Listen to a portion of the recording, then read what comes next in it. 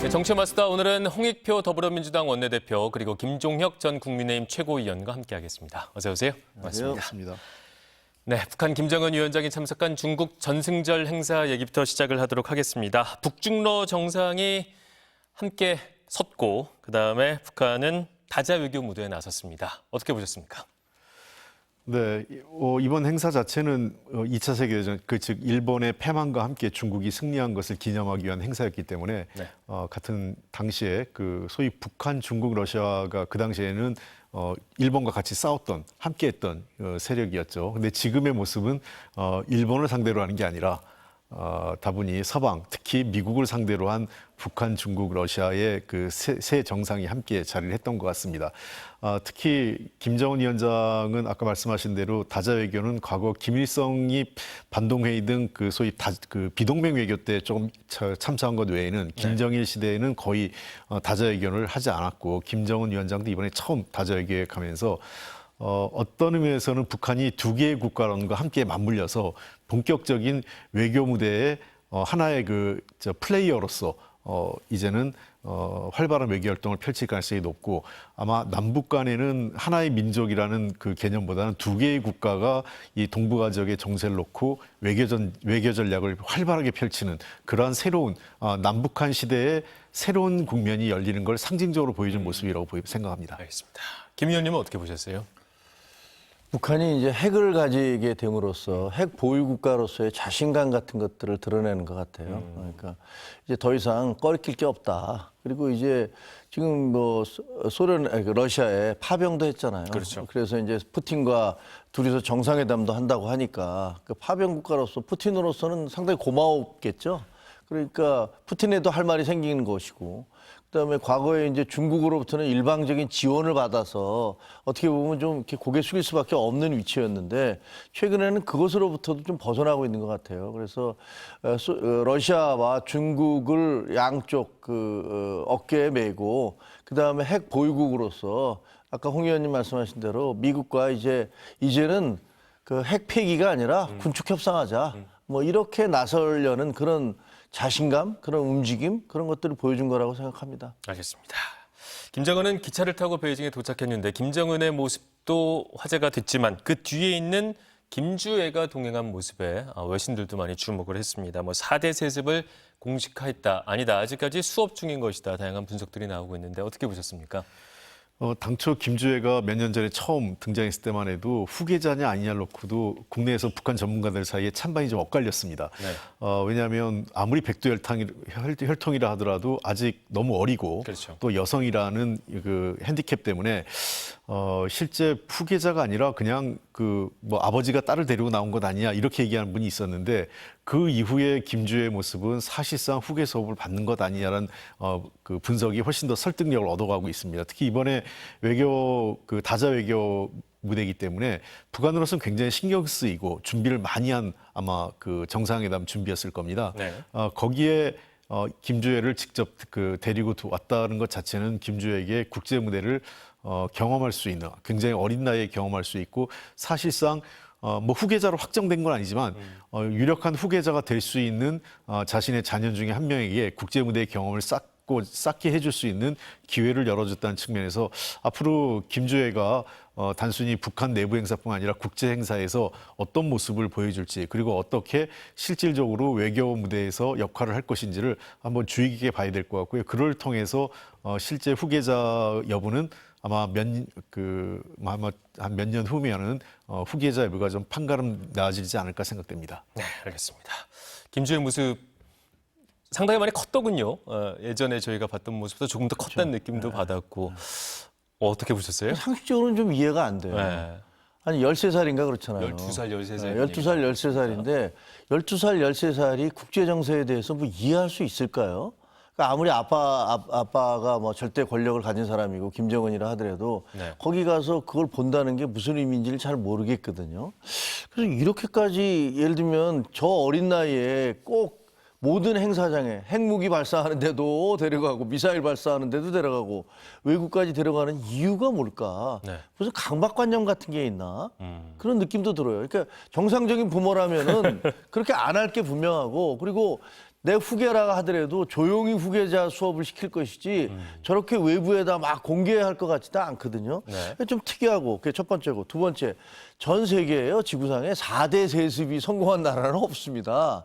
그리고 조선시대 왕조시대에도 정말로 이렇게 그런 별 문제 없이 4대 세습이 이루어진 경우도 별로 없어요. 대개 뭐가 일어나잖아요. 그래서 뭐 인척에게 넘어가기도 하고 뭐 왕족이라 하더라도 그런 일이 있어서 글쎄 저게 과연 쉽게 이루어질까라는 생각도 좀 들고요. 세 번째는 북한이라는 나라가 거의 왕조 국가잖아요. 그리고 네. 어떻게 보면 그 조선시대와 비슷한 그런 양상인데 대한민국 같은 경우는 여아가 남아보다 더 선호 사상이 더 높아졌다고 그런 얘기 보도도 나오더라고요. 네. 그 여아를 더 좋아한다라고 하는데 북한 같은 경우에 탈북자들 얘기 들어보면 남녀 차별이 굉장히 심한 나라라는 거예요. 공산주의 국가임에도 불구하고.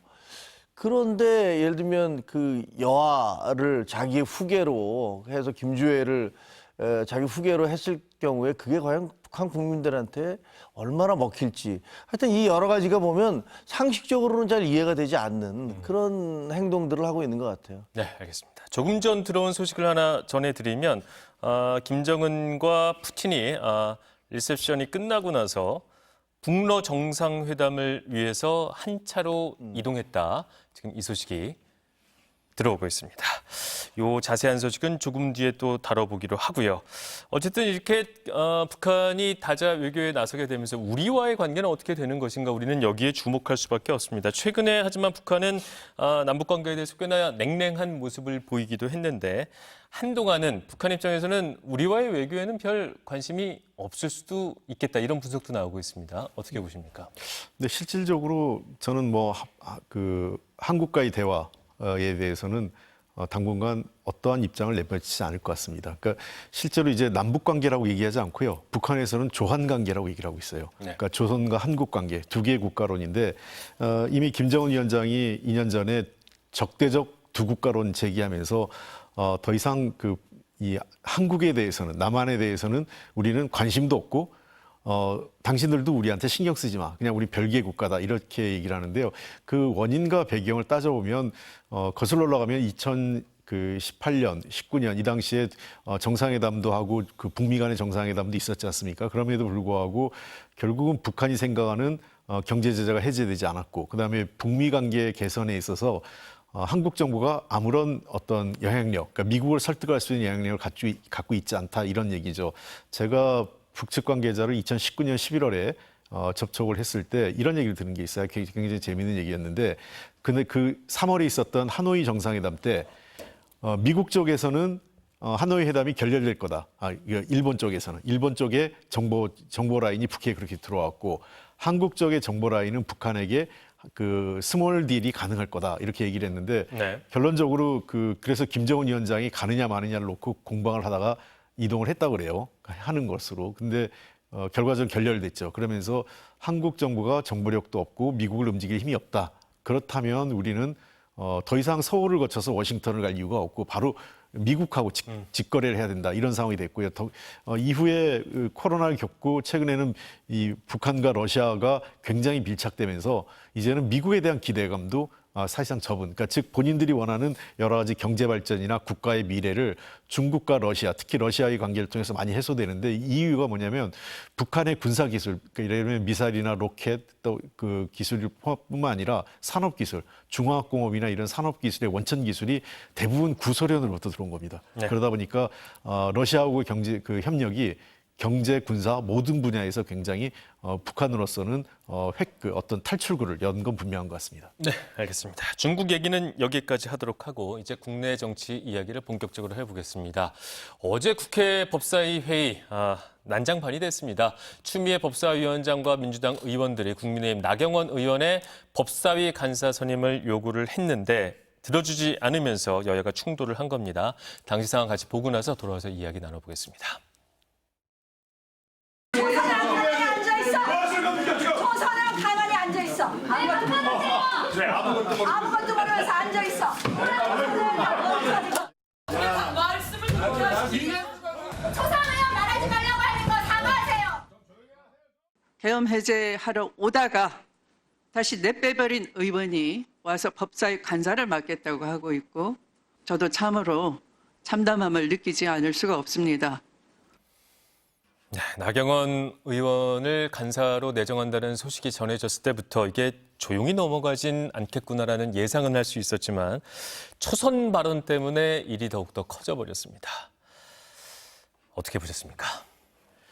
그 나경원 의원이 뭐 간사가 될 때부터 좀 이상했죠. 보통 간사는 여의도에 웃긴 얘기가 하나 있어요. 네. 여의도는 뭐냐면 간사한 사람과 간사하지 않은 사람 두 가지로 나눈다. 국회의원은 그게 이제 그 간사직, 그러니까 네. 그 상임위에 또는 특별위원회에 간사를 했느냐 안 했느냐. 되게 초선 또는 빠르면 초선 아니면 되게 재선 때 하게 돼 있거든요. 그래서 5선 의원이 간사를 하는 것은 매우 이례적인 상황입니다. 법사위란 특성 감안하도.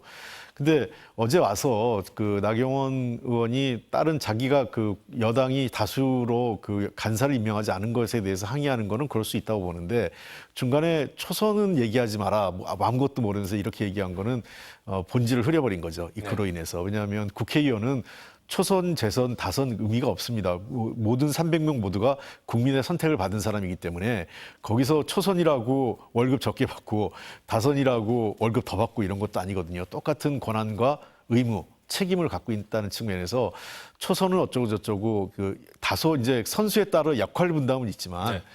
그것이 과도해서 마치 무슨 권한과 책임까지 다른 것처럼 얘기하는 것은 매우 부적절했다 이렇게 보입니다. 네, 초선 발언 때문에 본질이 흐려졌고 어떤 면에서는 부적절했다 이런 평가를 해주셨습니다. 어떻게 보셨습니까? 그 나경원 의원의 간사 선임을 반대하는 거는 민주당이 그게 옳다고는 생각하지 않습니다. 네. 왜냐하면 그 주장하는 게 그거잖아요. 그 5선 의원이든 뭐 10선 의원이든 간에 그 당에서 선별해서 하는 거니까 그걸 가지고서 감나라 대추나라를 할 수는 없는 것이고 추미애 의원도 6선이시잖아요. 네. 6선에 국회의장 나가셨던 분이 떨어진 다음에 법사위원장으로 간 거니까 그건 뭐 그렇게 적절해 보입니까? 라는 그런 비난이 얼마든지 가능하죠.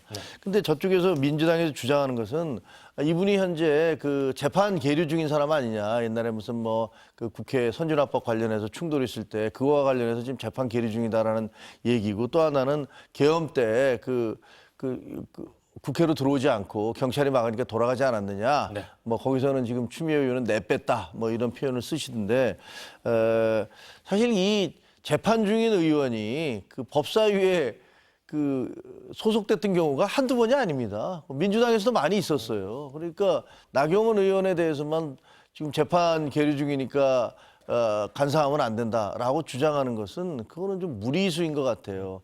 그래서 전체적으로 보면 이거는 간사의 선임 권한은 그 당에 있는 건데 다른 당에서 누구를 간사를 해라 말아라라고 요구하는 것 자체는 상당히 무리다. 네. 그런데 그 무리수를 나경원 의원이 반말로 초선은 그만 있어 막 이렇게 어떻게 보면 굉장히 그 좀 훈계하듯이 그렇게 얘기를 하고 또 어떻게 보면 굉장히 표독스러워 보이는 그런 단어를 썼기 때문에 그게 완전히 뒤집어 버린 것 같아요. 그래서 그 상황의 본질보다는 그런 발언의 문제점들 그리고 사실 그 잘못된 발언이죠. 네. 국회의원은 각 지역 내지는 뭐 그 자체가 헌법기관인데 그렇죠. 누가 누구한테 그렇게 얘기합니까? 그럼 마치 법사위원장이 간사 누구 시켜 말아라 이렇게 얘기하는 것이 적절치 않듯이 다른 의원한테 초선이니까 입 다물고 있어. 이것도 말이 안 되는 거죠. 그래서 저 상황 자체는 굉장히 좀 국민들 보시기에 정말 짜증날 것 같아요. 뭐 추다르크 잔다르크 하면서 두 분 다 그 각 당에서 가장 강성이신 분들이잖아요. 네네. 예상됐던 그런 예상은 왜 나쁜 예감은 틀리지 않는 건지 저렇게 충돌하는 거 보니까 아유 앞으로 저 법사위 어떻게 되려나 걱정이 됩니다. 네.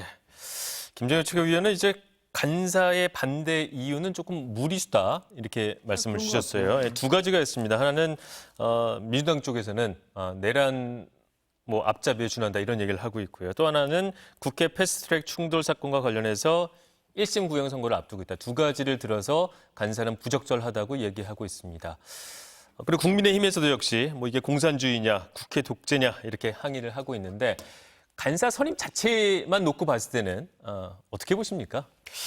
그 기존의 뭐 국회법이라든지 국회 관행에 따르면 사실은 그 국민의힘의 입장이 맞긴 하죠. 왜냐하면 간사 선임은 교수단체의 권한이었고 네. 통상적으로 어떤 사람을 하느냐에 따라서 이의 없이 지금까지 그걸 수용을 해 왔습니다.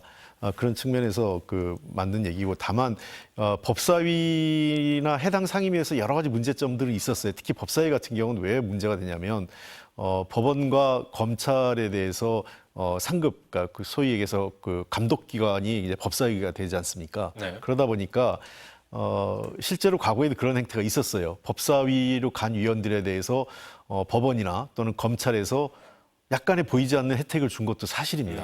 그런 걸 배제할 수 없었고 그래서 일부러 자기의 법적 문제가 있는 의원들이 법사위로 더 적극적으로 법사위를 가려고 했었어요. 그런 측면에서 이 법사위에서 매번 이게 입장만 바꿔놓으면 여야에서 이런 일은 반복적으로 일어났습니다. 왜냐하면 현재 재판이 계류 중이고 검찰 수사가 진행 중이고 또는 재판이 진행 중인 사람이 법사위에 들어오는 게 맞냐. 그래서 서로 간에 공격하고 그때는 뭐 간사가 아니라 아예 법사위원 들어오는 것 자체를 문제를 삼았었기 때문에 글쎄요. 저는 이번 그렇다면 아예 여야 원내대표나 국회의장이 모여서 아예 그에 대한 확고한 기준을 만들든지, 그러니까 예를 들면 검찰에 기소됐거나 재판이 진행 중인 사람은 들어올 수 없다고 하든가 이게 뭐 만들어져야 됩니다. 그렇지 않고 그때 사람에 따라서 누구는 되고 누구는 안 되고 이렇게 가면 안 되지 않을까 이런 생각입니다. 그런 측면에서 어쨌든 저는 개인적으로는 나경원 의원이 저런 현재 내란과 관련된 문제에 대해서도 저는 내란에 표결을 안 했다 이런 문제가 아니라 소위 대통령 관저 앞에 가가지고 대통령 구하자 이래놓고 또 대통령 교도소 구치소 면회까지 갔다 온 다음에 또 후보 출마도 하고 이런 과정이 그야말로 제가 보기엔 국민적 눈높이에 맞지 않는 분이 법사위에 간다 이것도 저는 맞지 않다고 봐요. 그러나 이제 국회 관행과 이거에 대해서 충돌하는 건데 이런 충돌이 생기지 않도록 사실은 여야 원내대표가 지혜를 모아야 되는데 그러지 못하고 국민들 앞에 저런 충돌을 노출시킬 수밖에 없는 현재 국회 현실이 좀 답답해 보입니다. 네. 간사를 맡을 수는 있지만 국민적 눈높이에는 맞지 않는 간사다라는 의견이었습니다. 하지 않는 게 전 맞다고 생각합니다. 하지 않는 게 맞다. 예. 본인이 스스로 저거를 고사했었어야죠. 네. 이런 상황이 생길 걸 뻔히 알면서 마치 이제 싸우러 갈 거야 하고 들어간 것 자체가 제가 보기에는 적절한 건 아니라고 생각합니다. 6선의 추미애 의원, 그다음에 5선의 나경원 의원이어서 이제 추나 대전이다 이렇게 불리고 있는데 1차전을 일단 강하게 부딪혔습니다. 향후 이 대전은 어떻게 흘러갈 것으로 근데 저 예상이 진짜 됩니까? 걱정인 게요. 네, 간사 없이 일정을 합의할 수가 없잖아요. 그렇죠.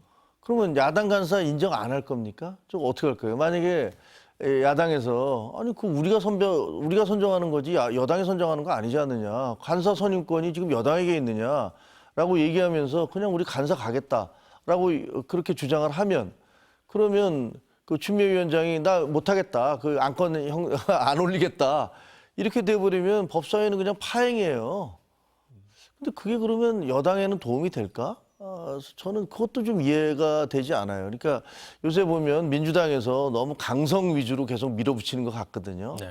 예를 들면 정청래 지금 대표도 마찬가지고 글쎄 그게 과연 이재명 대표의 국정 운영에 도움이 되는 건지 그리고 전국 운영에 도움이 되고 그래서 민주당의 지지도가 올라갈 것인지 저는 제가 보니까 민주당 지지도 별로 올라가는 것 같지 않더라고요. 뭐 국민의힘이 잘한다라고 얘기 전혀 할 수 없지만 그렇다고 해서 그럼 민주당이 뭐 일방적으로 지지도가 올라가고 있느냐 그것도 아니에요. 한번 벌어졌던 그 간격은 그대로 유지하고 있지만 그렇다고 해서 국민 지지를 받고 있는 것 같지도 않기 때문에 저런 식의 불필요한 소모전은 없애는 게 좋겠다. 그리고 저도 나경원 의원이 법사위 간사하는 게 맞아라는 생각은 들어요. 네. 들지만 그렇다고 해서 그거를 그래 내 마음에 안 드니까 너 하지 마. 이렇게 할 수는 없는 거잖아요. 그럼 내 마음에 안 드니까 국회의장 하지 마. 법사위원장뿐만 아니라 누구 뭐 하지 마. 이렇게 다른 당이 얘기할 수 없습니다. 네. 그래서 빨리 해결을 했으면 좋겠습니다. 알겠습니다. 이렇게 추나대전의 라인업을 만든 것은 사실 법사위가 가장 관심을 모으는 상임위가 맞기 때문이기도 합니다. 어제 이제 3대 특검법 개정안이 법사위 소위를 통과를 했습니다. 이런 내용들이에요. 특검 기간의 연장, 수사 대상 확대, 인력 증원, 그리고 내란 사건 1심 재판을 생중계를 의무화한다. 이런 내용들이 담겨 있습니다. 이번 개정안은 어떻게 평가하십니까? 뭐 특검의 수사기한 연장이나 또는 뭐 범위를 확대하는 것은 불가피할 수도 있다고 봐요. 왜냐하면 수사 특검이 생각보다 제가 보기엔 특히 김건희 특검 같은 경우는 수사 범위가 굉장히 확대되고 있거든요. 당초 생각했던 걸 넘어서서 혐의가 더 나오고 있으니까. 뭐 예를 들면 뭐 그 최근에 논란이 됐던 뭐 금거북 이런 거는 생각도 못했던 것들이 튀어나온 거지 않습니까? 네. 그런 측면에서 저는 뭐 다소 그 기간의 연장이라든지 범위 확대, 그다음에 그에 따른 필요한 인력이 늘어나는 것까지는 뭐 그럴 수 있다고 생각을 해요. 다만 이 문제가 그러면 특검 측으로부터 정확하게 저는 설명이 좀 있었으면 좋겠습니다. 특검의 그 지금 대표 검사들이 있지 않습니까? 특검이요. 각각의 특검의 검사들이 어떠한 이유로 그리고 어느 정도의 기간 그리고 그 이유가 뭐고 얼마 정도 인력이 필요하고 현재 수사 상황 진청 어느 정도라는 것을 한 번 저는 국민들에게 브리핑을 했으면 좋겠어요. 그런 상황이 없다 보니까 그냥 그 마치 여당의 정치적인 어떤 밀어붙이기로만 보여진다는 측면에서 국민들의 알 권리를 특검들이 상세하게 왜 이게 법을 개정해야 되는지를 그 여당의 입장이 아닌 특검의 입장에서 좀 설명하면 좋겠고요. 그걸 다 떠나서 저는 분명하게 일관되게 말씀드리고 싶은 거는 그 검찰 개혁의 핵심 중에 우리가 수사 기소 분리하고 검찰의 권한을 조정하는 가장 큰 이유 중에 하나가 별건 수사를 하지 말라. 그리고 수사 기간을 최대한으로, 그러니까 예를 들면 검찰이요 그 수사를 하면 수사 종결을 하지 않습니다.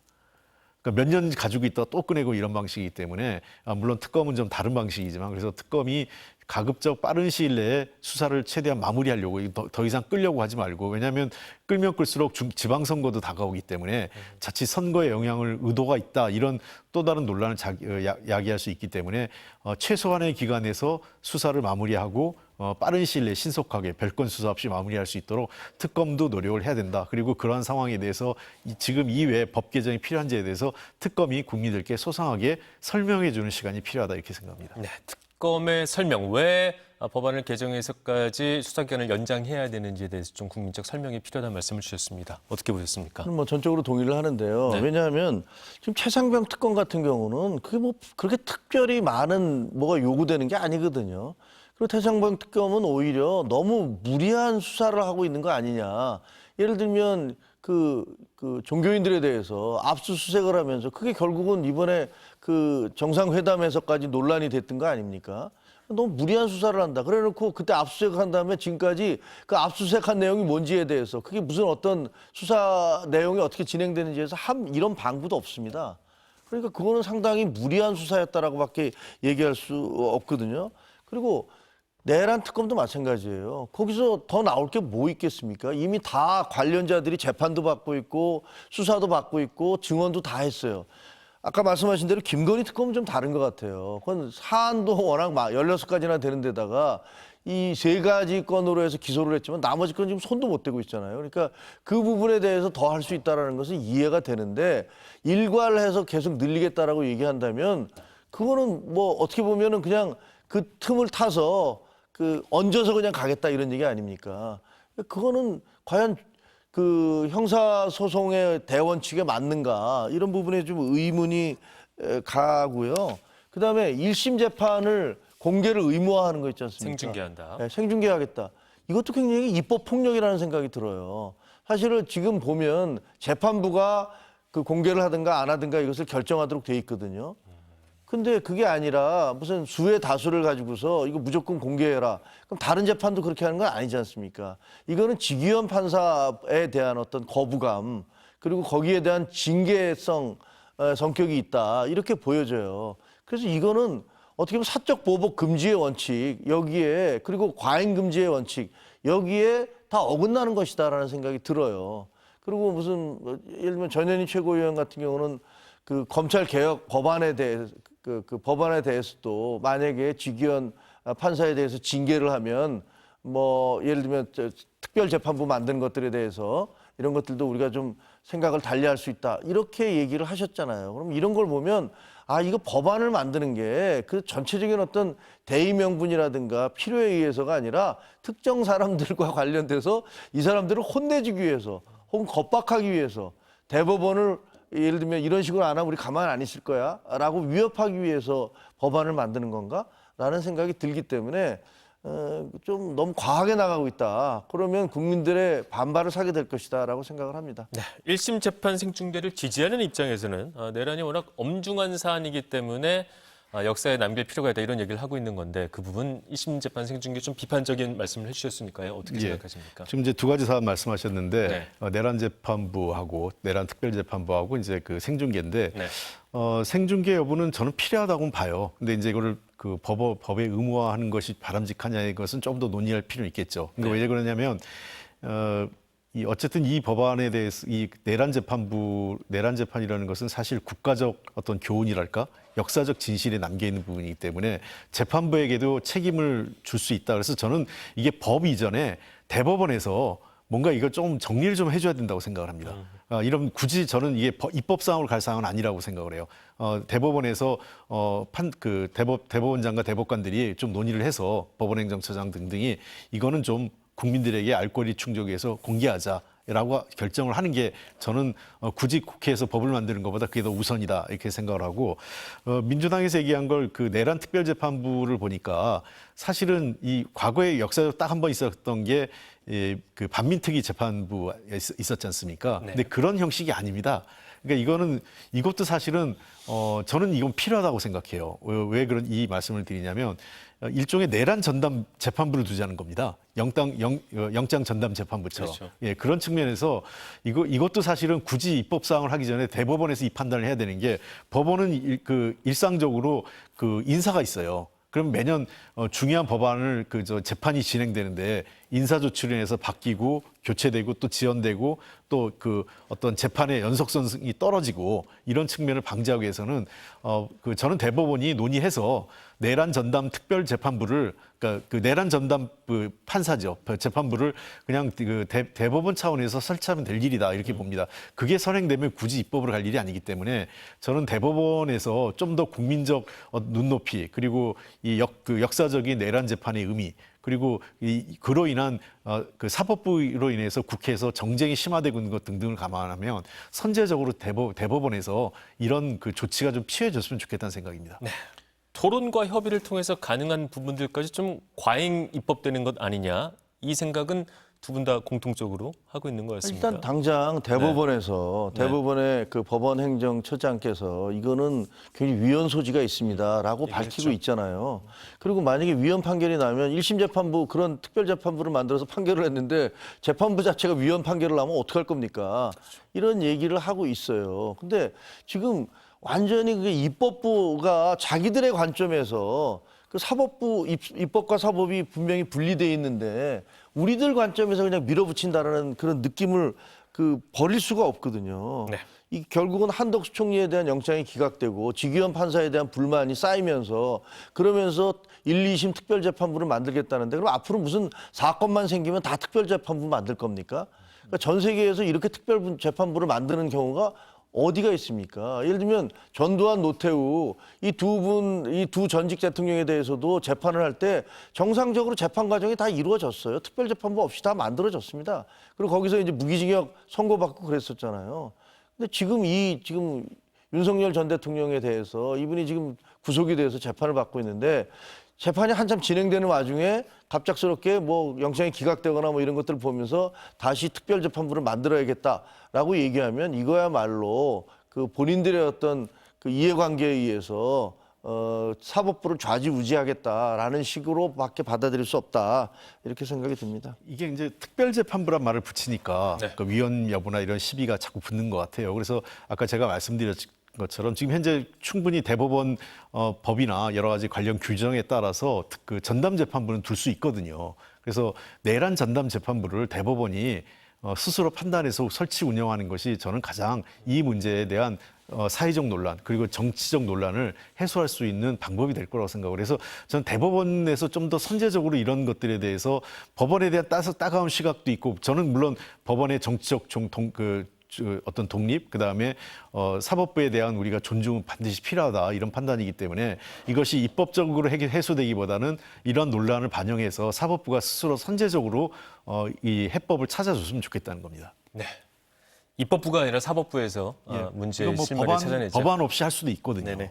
알겠습니다. 가능한가요, 그게? 예를 들면 지금 재판부가 재판이 진행되고 있는 과정에서 따로 그러니까 정규가 아니고 이번 경우에만 해당되는 그러니까 이른바 특별재판부를 만들자는 거 아닙니까? 사법부의 판단에 의해서. 그러니까 특별이란 말 때문에 자꾸 그런데요. 아니, 그러니까 그게 아니다 특별하고 하더라도 지금 1심 재판부가 1심 재판이 배당이 돼서 가고 있는데 가기 전이라면 몰라도 가고 갑작스럽게 있는데 재판을 하고 있는 정당이 가능하냐, 와중에 이런 얘기인 거지. 재판부를 만들어서 당신들 다 일로 가져가라고 얘기한다면 그거는 그 법관의 어떤 우리가 지금 재판이라는 것은 법과 양심에 따라서 법관이 한다라고 헌법에 돼 있잖아요. 근데 재판하고 있는 사람한테 갑작스럽게 다른 재판부를 만들어서 그거 다 일로 넘겨라라고 얘기하면 그것 자체가 외압이 아닐까라는 생각도 들어서 그 물론 이제 불만이 있다는 거 얼마든지 이해할 수 있어요. 그리고 지기현 판사가 그 구속 취소 결정을 냈을 때 저도 상당히 비판을 했어요. 그걸 어떻게 그런 식으로 결정하느냐. 그 지금까지는 날로 하던 걸 왜 갑자기 시간으로 따져서 그걸 그 석방을 시켜주느냐. 이건 논란이 있을 수 있다라고 얘기했는데 그것과는 별개로 지금 민주당에서 이렇게 밀어붙이려고 하는 것은 사법부의 어떤 독립성 자체를 굉장히 흔들 수 있는 것이어서 조심스럽게 접근해야 된다라는 말씀을 드리고 싶어요. 그런 알겠습니다. 측면에서 저도 법안으로 하는 것보다는 전담 재판부를 둔다는 얘기는 꼭 지기현 판사 그 개인의 문제가 아니라 그 판사 같은 경우는 연례적인 인사 이동도 있거든요. 그렇기 때문에 판사가 바뀌면 사건의 연속성도 떨어지고 또 그 재판이 지연될 수도 있기 때문에 네. 이 사건을 맡고 예를 들면 1심 판사가 맡았을 때 인사 이동 없이 그 사건을 마무리할 수 있도록 이렇게 해주는 게 어떠냐. 그런 전담 재판부를 내란 특검과 관련돼서는 내란 재판 관련해서 설치 운영하자 이런 말씀을 드리는 겁니다. 알겠습니다. 내란 특별재판부 못지않게 또 뜨거운 주제 하나가 검찰개혁입니다. 어느 만큼은 좀 정리가 돼가는 모양새인가 싶기도 한데 오늘 더불어민주당에서 검찰개혁을 놓고 정책의총을 열어서 토론을 합니다. 그리고 내일 법사위 주재로 공개 토론을 열고요. 두 가지 문제가 가장 논의가 많이 되고 있습니다. 중수청을 어디다 둘 것인가, 또 하나는 검찰의 보안 수사권을 어떻게 할 것인가. 먼저 얘기를 들어볼까요? 네. 어떤 쪽이 더 좋은 방향이라고 생각하는지 이쪽으로 한번 얘기를. 저는 기본적으로 중수청을 법무부에 두는 것 자체는 반대합니다. 왜냐하면 그렇다면 당초 우리 이 검찰개혁의 취지가 특히 검사에게 수사 기소를 다 줄 수 없다 이런 측면이기 때문에 그 공소청 또는 검찰청이든 공소청이든 그 기소만 다루는 부서는 그 법무부에 두되 다만 이 수사를 특별하게 중대 수사를 다루는 중수청을 어디로 둘 거냐는 문제에서 지금 그 정성호 법무장관의 문제는 제복을 입은, 그러니까 소위 경찰이라고 하는 그 수사 1차 수사기관이 전부 행안부로 가기 때문에 행안부가 비대해지고 특히 견제와 균형이 안 이루어지는 거 아니냐 이 문제건 저는 그 문제의식은 필요하다고 생각하기 때문에 해법을 찾아볼 수 있다고 생각해요. 그러니까 그런 의혹을 해소할 수 있는 그 문제점을 해소할 수 있을 만큼 완벽하게 민족 통제 장치를 행안부 내에 만들거나 아니면 별도로 중수청을 행안부도 아닌 제3의 위치에 두면서 보다 독립적으로 중수청이 이루어질 수 운영될 수 있도록 하는 방안 등등이 모색될 수 있지 않나 생각을 합니다. 우선 핵심은 수사 권력 기관이 어떤 중첩되는, 그러니까 이 특정 행안부에 집결되는 모양으로 인해서 또 다른 그 권력화가 이루어지지 않도록 이게 핵심이기 때문에 그거에 대한 방지 장치를 분명하게 국민들에게 보여준다고 생각하고요. 그다음에 보안 수사권 문제는 이 문제는 사실 그 당내에서도 많이 엇갈리고 있어요. 왜냐하면 자칫하면 수사가 경찰에서 종결되고 나면 그 다음부터는 잘못된 수사 결과에 대해서도 보완할 방법이 없기 때문에 그런 문제가 나오고 검찰 입장에 그러면 이제 나중에 갔을 때 죄를 받아야 될 사람 또는 억울하게 그 피의자가 된 사람 이 사람들 다 모두가 구제 방법 없이 가는 것 아니냐 이런 문제점이 있기 때문에 보안 수사권에 대해서는 일부 제한적으로 검찰한테 두되 예를 들면 죄목을 아예 바꾸거나 또는 그 기존의 수사의 어떤 핵심들 줄기 자체를 뒤흔드는 방식까지는 하지 못하도록 보안 수사권에 제한적인 방침을 두고 일부 보안 수사권을 아주 제한적으로 규정에 의해서 할 수 있도록 해주는 게 어떨까라는 것이 그 법조계에서 즉 변호사나 이분들도 그건 필요할 것 같다라는 얘기를 상당히 많이 지적을 하고 계시더라고요. 네, 민주당 일각에서도 지금 중수청 같은 경우에는 행안부로 옮기고 그다음에 보안 수사권은 검찰에게 남겨둘 수 있다 이런 의견들도 소수 의견이지만 나오고 있는데 이런 안들에 대해서는 어떻게 보십니까?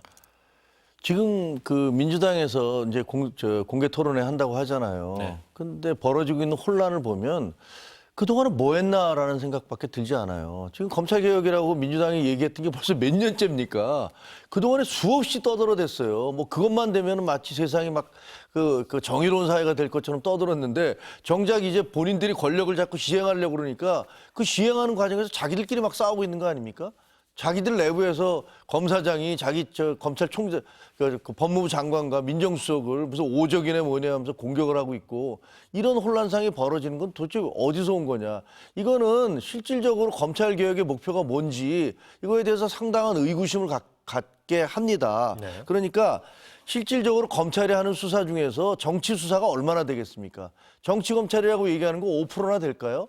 나머지 95%는 다 그냥 민생사범이에요. 그런데 보안수사권까지 예를 들면 뭐가 잘못됐을 때 억울한 부분을 하소연할 수 있는 그런 방지 장치까지 다 없애버리겠다라고 얘기하는 것은 그냥 검찰에 대해서 보복을 하겠다는 거 아니냐라는 느낌이 듭니다. 네. 그런 측면에서는 중수청과 공소청으로 나누는 거, 수사와 기소를 분리하는 거, 전 세계적인 추세니까 뭐 그건 얼마든지 그럴 수 있다라고 생각합니다. 근데 그거를 꼭 일부러 그 수사하는 그 행안부로 옮겨야 된다라고 할 이유가 뭡니까? 지금 현재 검찰청이 법무부에 있으니까 법무부 산하에 있는 검찰청을 2개로 나눠서 하나는 공소 유지를 담당하게 하고 나머지 부분에 대해서는 거기에 적절한 뭐 수사. 근데 그 이쪽에서 얘기하는 건 수사를 하면 안 된다는 거잖아요. 그거 다 경찰에 넘겨라라고 얘기하는 것이기 때문에 이것 자체가 굉장히 무리한 얘기를 하고 있는 것이다라고 생각이 듭니다. 그리고 저쪽으로 가서 니들이 수사관이라는 얘기를 그 만약에 그 행안부로 옮기면 검사라는 얘기를 쓰게 해주고 그다음에 법무부 산하로 가게 하면 그러면 거기서는 검사가 아니고 수사관이라는 이름을 써야 된다라는 식의 얘기를 하는 것은 정말 너무 유치한 얘기죠. 지역적인 얘기죠. 네. 알겠습니다. 토론회를 한다고 하니까 어떤 내용들이 논의가 될지 지켜보도록 하겠습니다. 특검 수사 국민의힘 겨냥하고 있습니다. 어제 추경호 전 원내대표 자택과 의원실 압수수색했고요. 오늘도 국힘 원내대표실에 대한 압수수색 제시도 했습니다. 민주당은 국민의힘 해체, 해산까지 거론하고 있는 상황입니다. 양당 대표의 이야기 들어보겠습니다. 원내대표실과 원내행정국은 당의 전략을 진두지휘하는 핵심 사령탑입니다. 더불어민주당과 이재명 정권의 독재를 막아낼 최후의 보루입니다. 국민의힘 사령부의 팔다리를 부러뜨리고 야당의 입에 재갈을 물리겠다는 저급하고 비열한 정치 공작입니다. 그래서 저는 오늘 2025년 9월 3일을 내란 정당몰이 종식일로 선포합니다. 만약 국민의힘 전 원내대표 추경호 의원의 표결 방해 의혹이 사실로 확인되어 구속 기소되고 1심 재판에서 내란의 중요 임무 종사자로 유죄 판결을 받는다면 국민의힘은 내란당이 되는 것이고 그렇다면 국민의힘은 위헌정당 해산 심판 대상을 피할 길이 없어 보입니다. 제가 여러 차례 말씀드렸다시피 통합진보당 사례에 비춰보면 국민의힘은 10번, 100번, 1000번, 10,000번 정당을 해산해야 합니다. 네, 이번 수사에 따라서 내란 정당이 될 수도 있다. 위헌 정당 해산 심판까지 언급이 나왔습니다. 어떻게 보셨습니까? 네, 뭐 이 문제가 굉장히 중요한 사안이긴 합니다. 당시 추경호 원내대표가 여러 차례 그 비화폰 통화까지 했다라는 게 좀 확인이 돼 있고, 어쨌든 그 당시에 굉장히 혼란스러운 국민의힘의 의원총회 소집이 굉장히 혼란스러웠어요. 여러 차례 장소와 당사와 본청을 왔다 갔다 하면서 결국 표결에 상당 의원들이 표결을 하고자 했던 의원들조차 못한 사람들도 있기 때문에 이것이 소위 표결을 방해하기 위한 그러니까 내란 그러니까 비상계엄 해제를 그 표결을 방해하기 위한 의도적인 것이었는지 여부에 대해서는 수사는 좀 반드시 필요하다고 생각을 하고 그런 측면에서 수사를 해야 되는데 다만 이제 이 문제가 그 정당 해산으로 가는지에 대해서는 좀 더 깊은 고민이 우리 사회가 필요할 것 같아요. 저는 기본적으로 통합진보당의 해산 자체가 매우 잘못된 우리 그 사법 역사의 하나의 그 역사로 기록될 거라고 생각을 합니다. 정당은 국민의 투표에 의해서 국민의 심판에 의해서 유지될지 해체될지 판단을 받아야 되는데 사법부가 그리고 그 당시 박근혜 정부가 황교안 법무부 장관 시절에 그걸 사법부가 그걸 헌법재판소에 수용해서 이루어졌다는 건 매우 잘못됐고요. 제가 비근하게 독일 예를 들면요. 독일의 헌법체 우리하고 굉장히 또 비슷한 법체계인데요. 독일의 헌법재판소가 4년여를 극우 정당에 대한 해산 문제를 다루다가 최종적으로 판결한 게 그 판결을 보류했습니다. 왜 제가 말씀드린 것과 동일하게 정당의 해산은 그 사회의 민주주의의 어떤 국민의 그 민주주의에 대한 신념 그리고 그 가치에 대한 존중을 신뢰해야 되고 그를 바탕으로 해서 정당의 해산 문제는 국민의 투표에 의해서 이루어진다 이렇게 얘기를 했습니다. 네, 김 의원님은 이번 수사 어떻게 보고 계시나요? 그 분명한 것은 그 비상계엄에 대해서 국민적 분노가 있다는 것을 부인할 수 없고 다시는 이런 일이 벌어지지 않기 위해서는 진상이 규명이 돼야 된다는 것, 그 대의 명분에 반대할 수 있는 사람은 아무도 없습니다. 그리고 거기서 국회의원이라고 해서 특권을 누리면 안 되는 것도 맞아요. 네. 그러니까 뭐 추경호 원내대표에 대해서 특검에서 수사를 하겠다라고 하는 것 자체를 막을 수는 없습니다. 근데 제가 걱정이 되는 거는요. 지금 정청래 원내대표는 입만 열면 내란 정당 해산이에요. 그 얘기를 계속 하시잖아요. 그러면 아니 이거 무슨 가이드라인을 주는 겁니까? 검찰 수사와 특검 수사와 그리고 법원에다 가이드라인을 제시하는 이렇게 압도적인 의석을 가지고 있으면서 걸핏하면 불러다가 그 혼내시잖아요. 상임위에서 불러서 혼내고 뭐 이런 분들 이렇게 압도적인 그 의석을 가지고 있는 당에서 저런 식으로 그 당대표가 대놓고 계속적으로 이건 해산돼야 돼, 해산돼야 돼 라는 식으로 얘기를 하는 것이 그게 정상적인 발언인지 저는 이해가 되지가 않아요. 그 가이드라인이라고 얼마든지 받아들일 수가 있습니다. 그래서 저건 뭐 예를 들어서 수사를 하지 말아야 된다 이런 얘기는 아무도 할 수가 없습니다. 정상적인 수사가 해야 되고 거기에서 만약에 본인이 잘못된 행위가 있다면 책임져야 돼요. 그건 맞지만 상대당에 있는 당대표가 100번, 1000번, 10,000번 해산돼야 될 당이다. 이런 식의 언사를 쓰는 것이 과연 정상적인 것이냐, 이게 합리적인 것이냐에 대해서는 상당한 우려와 의구심을 가질 수밖에 없습니다. 알겠습니다. 저는 한마디만 네. 짧게 얘기하면 국민의힘이 그렇기 때문에 뭐 저는 김종혁 최고께서는 일관되게 그런 얘기를 해주셨는데 비상계엄과 그 탄핵 문제에 대해서 좀 정리를 빨리 하고 당내에서. 예 그렇습니다. 윤석열 전 대통령과 절연하는 게 필요한데 새로운 지도부가 그것에 대해서 다시 후퇴하는 모습이 매우 좀 그 상대당으로이지만 매우 안타깝고 잘못됐다 이렇게 보입니다. 네, 어떻게 보자면 그 모든 것들이 맞물려 가고 있다고도 볼 수 있는데 그 맥락에서 김민수 최고위원이 윤석열 전 대통령에 대한 접견 신청했다. 장동혁 대표도 같이 갈 수 있다 이렇게 얘기를 했습니다. 장동혁 대표 같이 갈 수 있는 건가요 지금? 참 괴롭네요. 아니 가면 안 되죠. 아니 지금 그게 네. 비상계엄이라는 게 불법성이 다 드러나고 있는 거 아닙니까? 그리고 국회에다가 군대를 투입하고 선관위에다 군대를 투입하는 게 그게 상식적으로 있을 수 있는 일이 아니잖아요. 뭐 비상계엄은 그 대통령의 권한이다. 그러니까 법률에 돼 있죠. 하지만 거기도 국회나 헌법기관에 군대를 투입할 수 있다는 얘기는 없잖아요. 그건 말도 안 되는 얘기지 않습니까? 네.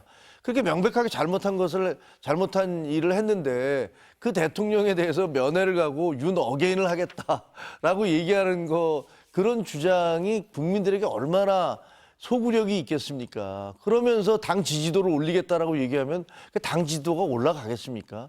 그래서 저는 장동혁 대표가 뭐 대표 되기 전에는 많이 강경한 말씀을 하셨지만 되고 난 다음에는 좀 입장을 좀 누그러뜨리고 있고 그다음에 중도층에도 그 호소하려는 그런 움직임을 보이고 있다는 건 상당히 잘하고 있다고 생각을 합니다. 그런데 김민수 최고가 저런 식으로 물귀신처럼 자꾸 내가 신청해놨으니까 같이 갑시다라고 얘기하는 건 당을 자꾸만 극우당으로 끌고 가겠다라는 것처럼 보여서 상당히 안타깝습니다. 짧게만 그러면 가면 안 되는데 그래서 안 갈 것 같습니까? 저는 안 갈 거라고 봅니다. 네, 알겠습니다. 정치마수다 오늘은 여기서 마무리하겠습니다. 홍익표 더불어민주당 원내대표 그리고 김종혁 전 국민의힘 최고위원이었습니다. 나와주셔서 감사합니다. 고맙습니다.